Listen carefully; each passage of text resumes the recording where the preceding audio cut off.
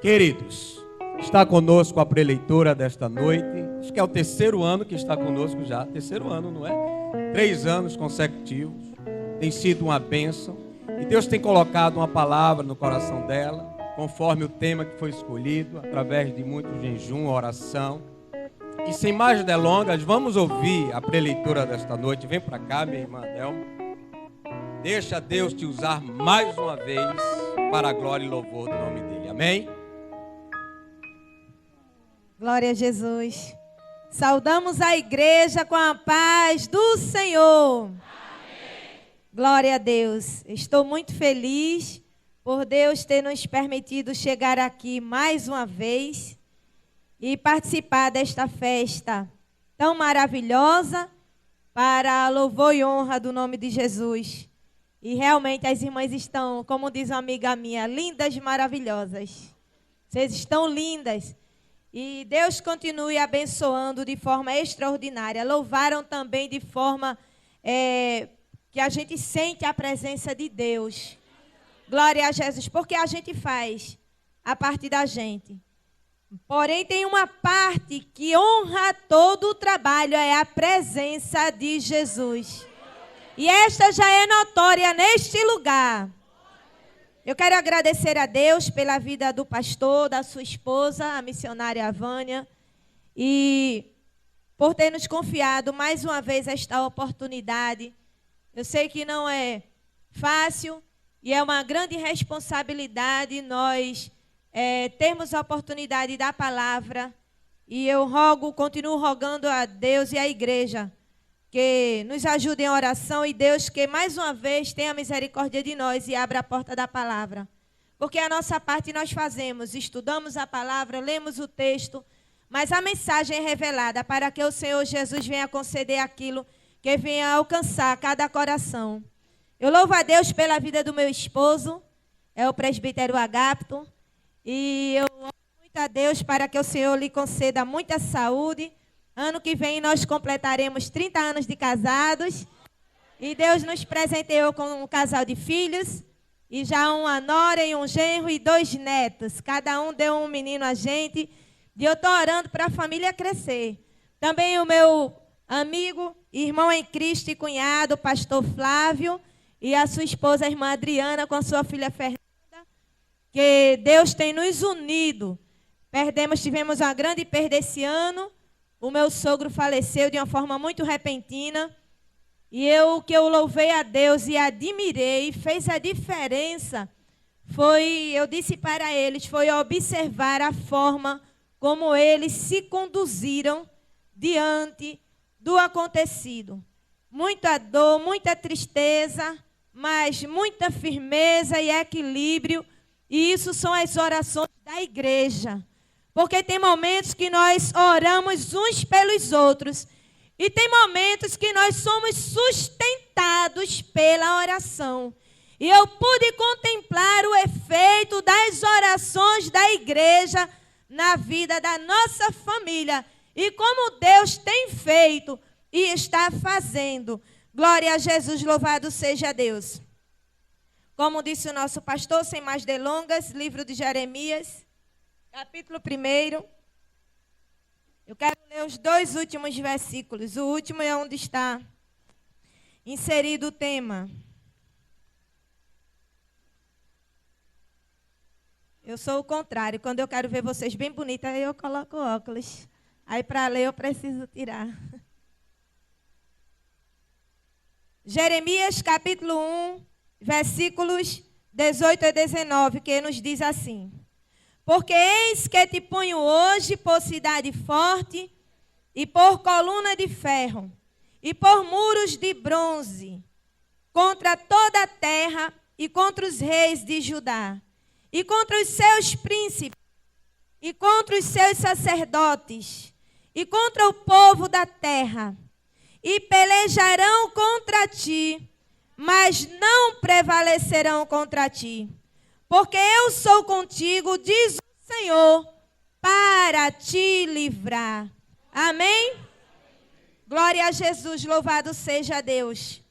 Este capítulo 1 de Jeremias É uma apresentação muito linda e maravilhosa da forma como Deus, Ele escolhe a quem Ele quer. Interessante é nós observarmos o contexto em que estava inserido o povo de Deus nesses dias. O povo havia se afastado da presença de Deus. Eu lembro que quantas vezes eu, sem entendimento, ainda não tenho muito, todo dia eu peço a misericórdia de Deus. E eu ficava, missionária, preocupada e triste até, porque Deus permitiu tanto sofrimento no meio do seu povo. Porque o povo de Deus passou por momentos tão difíceis. Mas o contexto que Deus levanta ao profeta Jeremias foi de uma gravidade terrível, em que o povo não só se afastou da presença de Deus, praticando idolatrias, culto a outros deuses, oferecendo sacrifício a outros deuses, como no capítulo 7 deste livro, nós vamos observar quando Deus diz que o que nem lhe passou pela mente, nem nunca pediu ao povo, o povo fez. Além do povo sacrificar, fez passar os seus filhos pela fome e sacrificar seus filhos aos deuses. Quando nós observamos a palavra de Deus e lemos que filhos são herança do Senhor. É por isso que essa doutrina diabólica que prega o aborto e explica o motivo e dá seus motivos, vai de encontro à palavra de Deus. E aqui, neste livro, nós observamos a maldade no coração do povo, ao ponto de oferecerem seus próprios filhos em sacrifício aos deuses, coisa que Deus nunca pediu. E Deus levanta um mal para doutrinar o povo, apertar o povo, para que o povo perceba que Deus é Deus. E como é isso? Observamos no texto que o povo não entendia e até se lamentava da forma como eu não entendia, porque Deus tinha permitido tal coisa. Certa vez eu dizendo ao meu filho, eu disse: meu filho, as bênçãos do Senhor estão lá, nós é que saímos da posição, mas a partir do momento que nós nos colocamos no lugar da bênção, nós temos o privilégio de usufruir delas. E nós observamos isso na palavra de Deus. E o povo se afasta da presença de Deus. E agora as cidades estavam para ser tomadas, o povo para ser subjugados. Chegaria um momento em que o povo ou reconheceria que Deus é Deus ou morreria na opressão. Muitos escaparam, mas neste contexto, Deus levanta o profeta Jeremias. Jeremias descendia de uma família de sacerdotes. E no capítulo 1, no versículo 2, ele diz: a Jeremias, veio a palavra do Senhor nos dias de Josias, filho de Amon, rei de Judá, no 13º ano do seu reinado. E lhe veio também nos dias de Joaquim, filho de Josias, rei de Judá, até o fim do ano 10º de Zedequias, filho de Josias, rei de Judá, até que Jerusalém foi levada em cativeiro no 5º mês. E aqui Jeremias diz: assim veio a palavra do Senhor, dizendo: antes que eu te formasse no ventre, eu te conheci. E antes que saísses da madre, te santifiquei. E as nações te dei por profeta. A revelação de Deus neste trecho é de uma profundidade tremenda. Muitas vezes as escolhas de Deus contraria a ótica humana, Quem não lembra de Samuel, no capítulo 16 do primeiro livro de Samuel, quando Deus diz para ele: enche o teu vaso de azeite e vem, enviar-te-ei na casa de Jessé, o belemita, porque dentre os seus filhos eu tenho me provido de um rei. E quando Samuel chega lá, que vê os filhos de Jessé, homens já formados, ele olha para aqueles homens e, segundo o seu olhar, a sua ótica, o seu entendimento, um daqueles homens seria rei. Porém, Deus fala para ele: olha, não é nenhum deles, porque o homem olha a aparência. Eu já me agrado por isso aí. Mas Deus vê o coração. E eu fico pensando: Deus, não tem nada em mim que vale a pena. Se eu fosse olhar para mim, e quando eu olho, eu queria uma justificativa de Deus, o porquê que Deus me escolheu. Deus não escolhe por cara, porque é bem apresentável. Deus não escolhe porque fala bem. Deus não escolhe porque tem conhecimento, porque tem influência. Quando eu leio a primeira epístola de Paulo aos Coríntios, no capítulo 1, a partir do 27, que diz: mas Deus escolheu as coisas loucas deste mundo para confundir as sábias. E Deus escolheu as coisas fracas deste mundo para confundir as fortes. E Deus escolheu as coisas vis deste mundo e as desprezíveis e as que não são para aniquilar as que são, para que nenhuma carne se glorie perante Ele. E quando eu leio isso aqui, aí eu digo: agora eu entendo, Jesus, porque é que o Senhor me escolheu. Sabe o que eu acho lindo de Deus? É que lá no Salmo 113, a palavra de Deus diz: quem é como o Senhor nosso Deus, que habita nas alturas, mas que se curva para ver o que está no céu e na terra. E ele olhou lá de cima, ele se curvou, ele viu você. Ele viu você. Ele viu você. Ele te escolheu.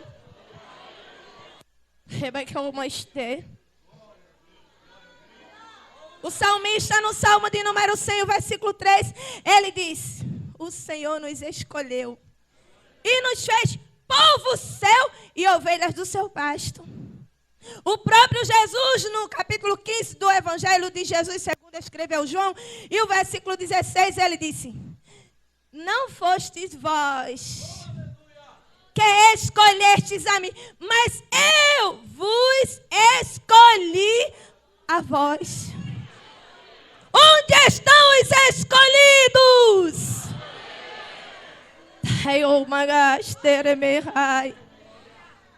E eu quero ir mais além. Pela revelação de Deus neste lugar.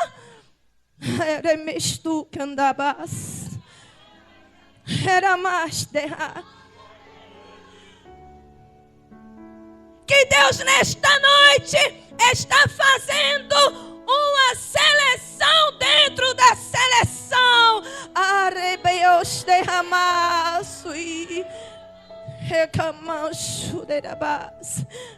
Você foi chamado, você foi escolhido.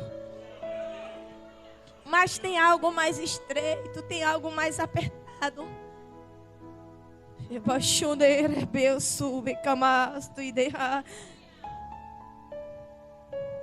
O que eu acho tremendo e é compreensível é que o próprio escolhido, na Bíblia nós observamos que reconhece as suas fraquezas. Quando Deus chama, se um homem se sente capaz, ele prova do inverso do seu infortúnio para reconhecer a grandeza de Deus. E a própria Bíblia mostra isso. Quando o rei Saul pensava que era o tal, A presença de Deus se retirou dele, o Espírito Santo. E o que se apossou dele foi tudo menos o Espírito Santo de Deus. Lá vinha Davi tocar a harpa para trazer paz ao coração de Saul. Sem falar no rei que ficou como um bicho lá, no sereno, cresceu as unhas pelo corpo, para reconhecer que Deus é Deus.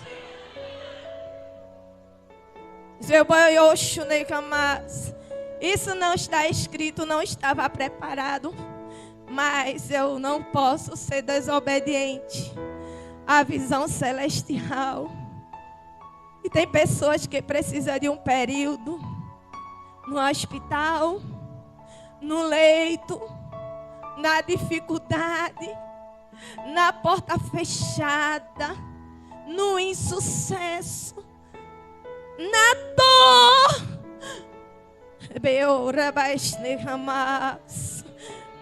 Porque quando Deus escolhe, Ele não abre mão. Podemos constatar essa verdade no chamado de Moisés.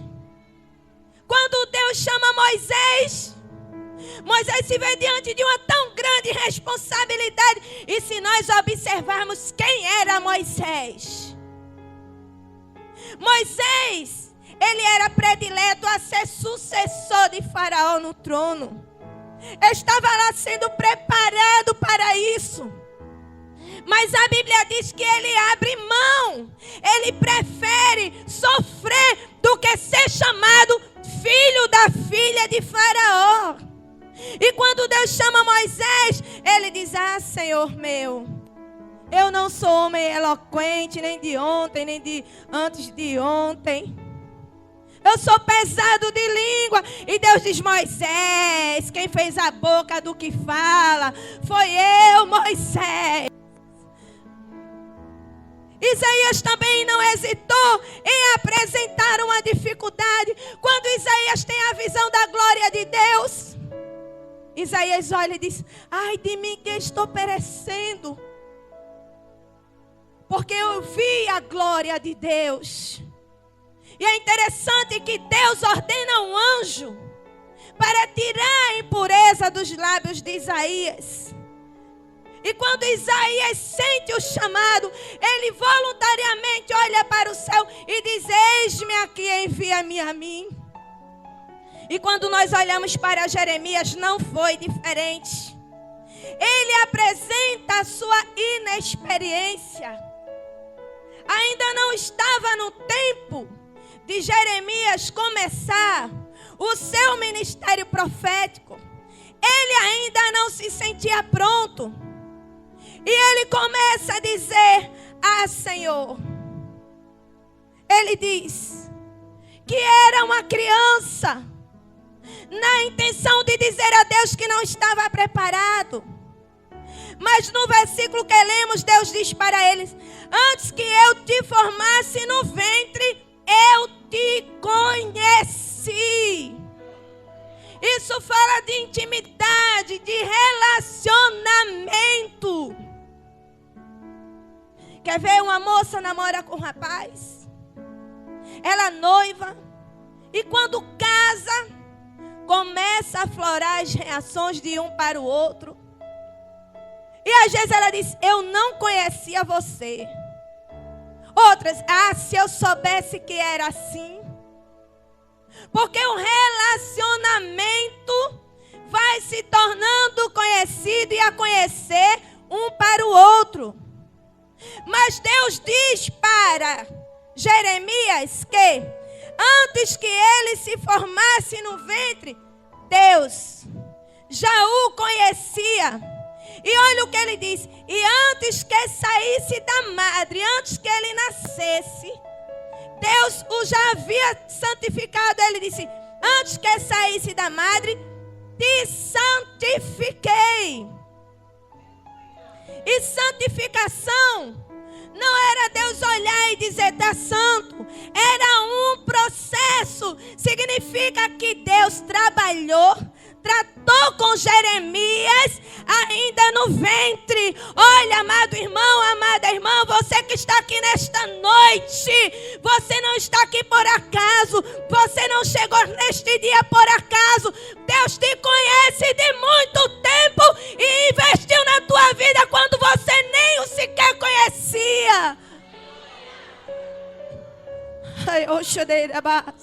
Mas eu não conheci Jesus na minha infância. Eu não nasci no Evangelho. Eu não sabia nem o que eu era. Mas os olhos de Deus já estavam sobre você. E já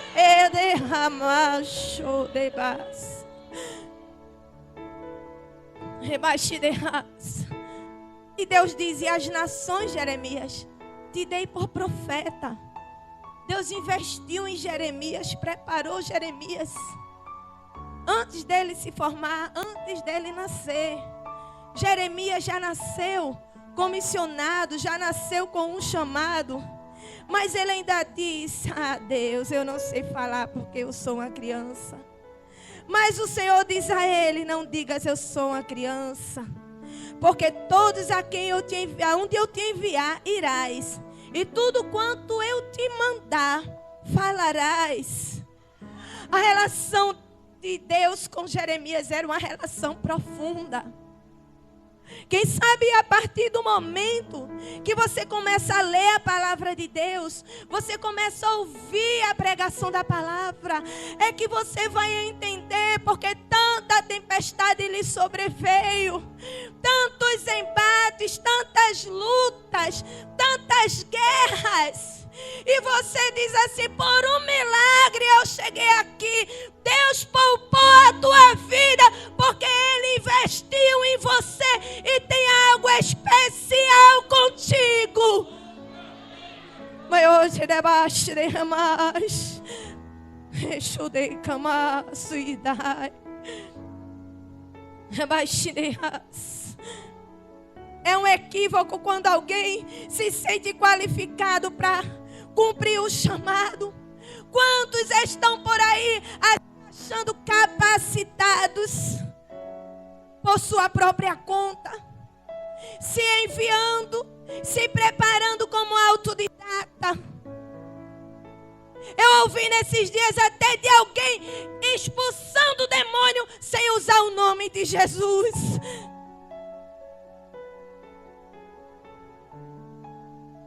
Mas a glória de Deus está exatamente nós olharmos para nós, para a nossa insignificância, para a nossa fragilidade, saber que não somos nada.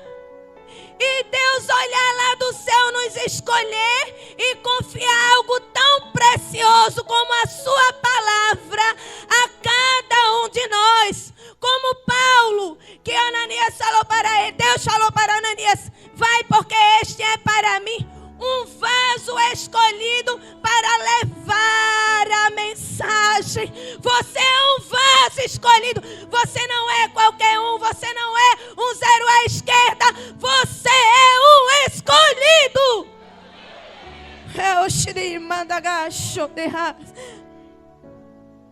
Quando eu olho para esse texto, eu fico imaginando quantas vezes o inimigo investiu em você, perseguiu, tentou a todo custo tirar a tua vida.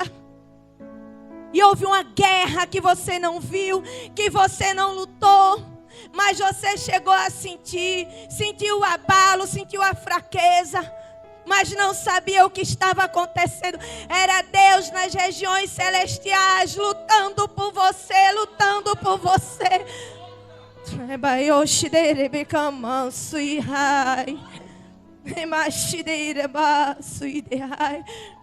O chamado de Jeremias culmina numa vida de abnegação, pelo qual o profeta foi privado de constituir família, como está escrito no capítulo 16, o versículo 1 e 2.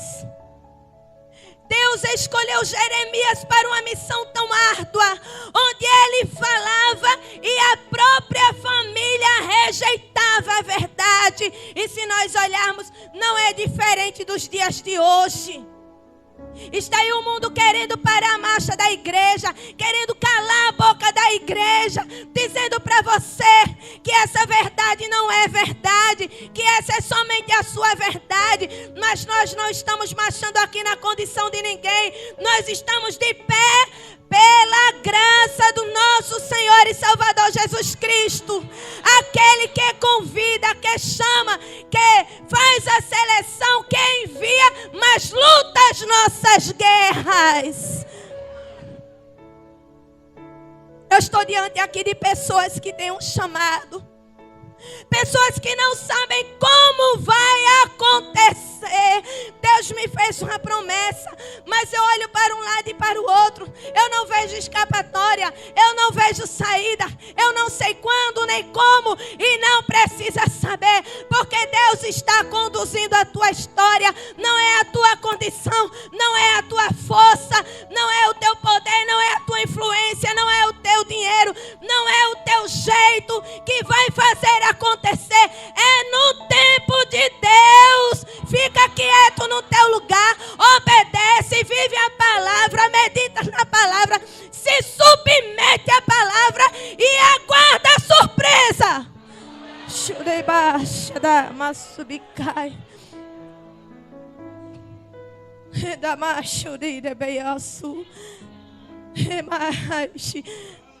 Kamacho da remisu ideha. Remachirei comando e dai. Remachirei bias. Tem muitas pessoas preocupadas. Como vai ser o dia de amanhã? Como vai ser a segunda-feira? Deus, amanhã é domingo e segunda. Segunda é outro dia. Deus, como vai ser? Mas Deus está dizendo: sossega o teu coração, aquieta a tua alma, porque tenho eu mesa preparada no deserto. No versículo 11 do capítulo 1, Deus diz: o que vês, Jeremias? E ele disse: vejo uma vara de amendoeira. Deus dá um sinal e ele identifica aquela vara. E Deus diz: viste bem, porque eu velo sobre as minhas palavras para cumprir.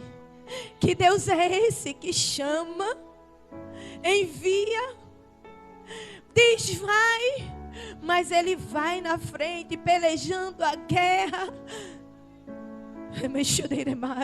e te entregando a vitória, vencendo por ti. E ele diz: viste bem, porque eu velo sobre as minhas palavras para cumprir. Tem profetas entristecidos nesse lugar. Tem profetas que, por não ser ouvido dentro da própria casa, já disse desse jeito: Deus, eu não vou falar mais, eu vou ficar calada. Mas Deus está dizendo: fala, fala e fala, e ai de ti se calares.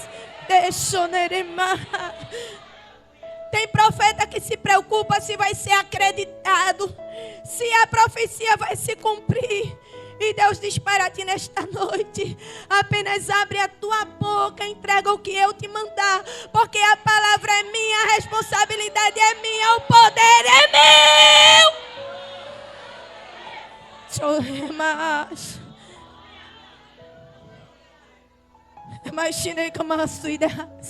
Não é fácil. Não é fácil. Não é a palavra que o profeta quer. Não é a palavra que o mensageiro quer entregar. Ele queria dizer que era bênção, que a história ia mudar. E Deus manda dizer que é cativeiro, que é morte, que é sofrimento. E alguém diz: cala a tua boca, não revela o segredo. Foi assim que Jeremias enfrentou os grandes. Mas Deus estava com Jeremias a cada momento. Amarraram Jeremias. Outra hora ele estava no calabouço, no poço de lama estava lá. Mas ele não apostatou da fé. Ele não deixou de profetizar. Tiraram ele de lá, trouxeram ele à presença do rei. E a palavra estava lá, quentinha, pegando fogo na hora. Sabe o que isso me admira? É que tem gente, irmão, ainda que não passou nem tantinho assim. E já disse, eu vou ficar de boca fechada. Eu não vou mais falar nada. Olha, eu não quero nem mais, eu vou ficar lá no meu cantinho sossegado. Deus não chamou você para ficar no cantinho sossegado, não. Ele chamou você para trabalhar e servir a Ele.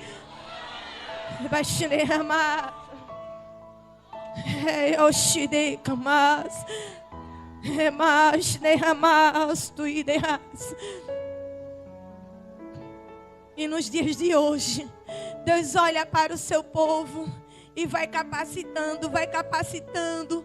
Tem Jeremias nos dias de hoje que precisa se deparar com os grandes e entregar a mensagem. Onde quer que esteja na frente do povo, entregar a mensagem sem medo, sem temer, sem se esconder.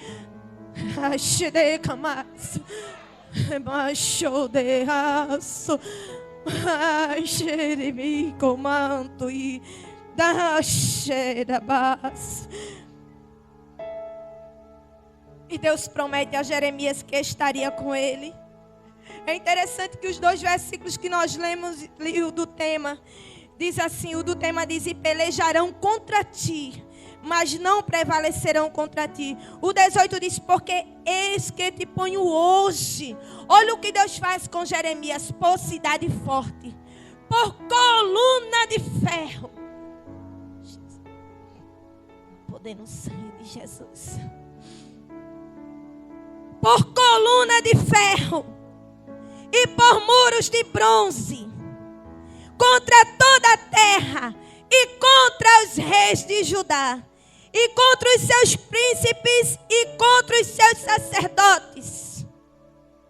Deus não estava deixando Jeremias vulnerável a uma maldição, a um feitiço, a uma praga, a uma flecha perdida. Não, Deus estava dizendo para Jeremias que estava preparando ele como uma cidade fortemente edificada.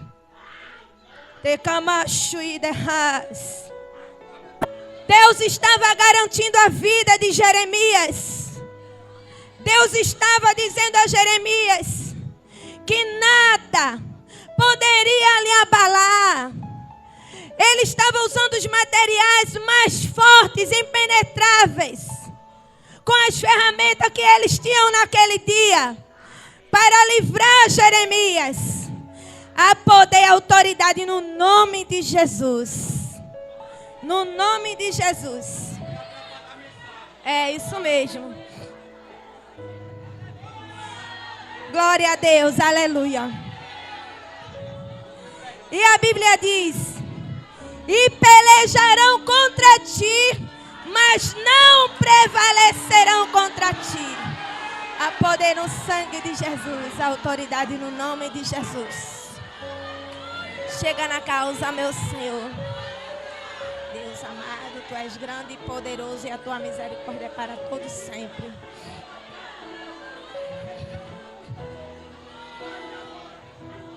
Há poder no sangue de Jesus.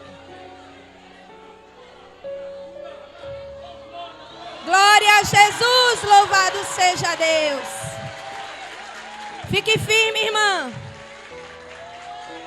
Há poder e autoridade no nome de Jesus.